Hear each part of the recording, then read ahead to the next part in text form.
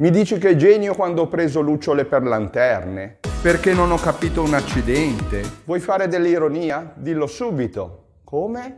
Ma che bravo che sei. Non sai nemmeno cos'è l'ironia o a cosa serve? Allora caschi proprio bene. Ciao, sono Fabio, benvenuti sul mio canale L'amore per le parole. Ironia, un gioco di parole, uno scherzo. Ma anche una figura retorica. Ironia è dire il contrario di quello che pensiamo, ma con un tono che lascia intendere perfettamente che stiamo scherzando. E l'effetto lascia di stucco. Ma perché la usiamo? Beh, spesso per prenderci un po' in giro, per farci due risate. O magari per tirare le orecchie a qualcuno, così bonariamente. Una critica, certo, ma solo per sottolineare una contraddizione evidente, senza cattiveria. A volte l'ironia ci aiuta ad affrontare situazioni difficili, mascherando le nostre emozioni. Ma com'è nata l'ironia e cosa significa davvero questa parola? Scopriamolo insieme.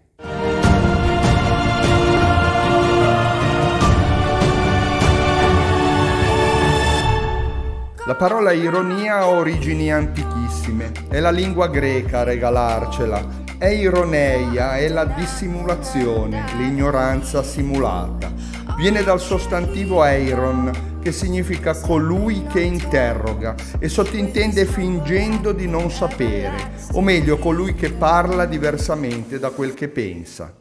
Insomma, un tale che si finge ingenuo per ingannare qualcun altro. Per i greci, dunque, ironeia, l'ironia, è una sorta di finzione, il dichiararsi ignoranti per smascherare chi invece si crede sapiente.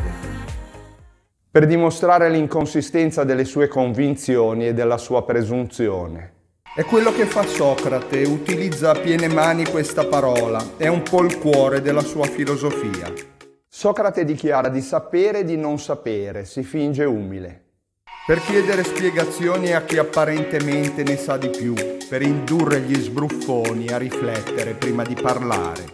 E a riconoscere tutte le contraddizioni del loro pensiero. L'ironia di oggi pare avere poco a che fare con quella antica, non dissimula, non fa domande, dice apertamente il contrario di quello che intende. Ma la realtà è che anch'essa è una finzione. Simula di sostenere una tesi che non sta in piedi facendo l'occhiolino e quando finge di disapprovare lo fa col sorriso sulle labbra. E questa contraddizione, questo stravolgimento del significato letterale delle parole provoca la risata. Vi siete innamorati di questo canale? Signori, che dire, non sarò certo io a impedirvi di iscrivervi. Già che ci siete, allora lasciate un commento e condividete. Poi mi raccomando, attivate subito la campanella delle notifiche. Non perdetevi la differenza tra ironia e sarcasmo. Se invece il video non vi fosse piaciuto, vi prego, non diffondete, spegnete subito il cellulare e non parlate più con nessuno. L'ironia, oltre che da un gioco di parole, può nascere anche da una situazione paradossale, quando quello che accade è totalmente diverso da quanto ci si aspetta. L'idraulico con la casa allagata da una perdita d'acqua. Qualche volta il significato della parola ricalca quello della beffa, dello scherzo crudele. Così l'ironia della sorte si prende gioco di tutti, con gli imprevisti, con il capovolgersi improvviso degli eventi fino ad allora favorevoli. È un'ironia tragica fatta per coinvolgere in teatro ma anche in letteratura, quando siamo a conoscenza di quello che i personaggi della storia non possono sapere. Romeo crede che Giulietta sia morta, ma il pubblico sa che è solo addormentata. Ma ironia è anche la percezione di una sorte imprevedibile, indifferente o addirittura ostile nonostante le nostre buone intenzioni. Un'ironia cosmica, amara. Edipo, malgrado cerchi di evitare il suo destino, finirà col compiere esattamente ciò che era stato predetto.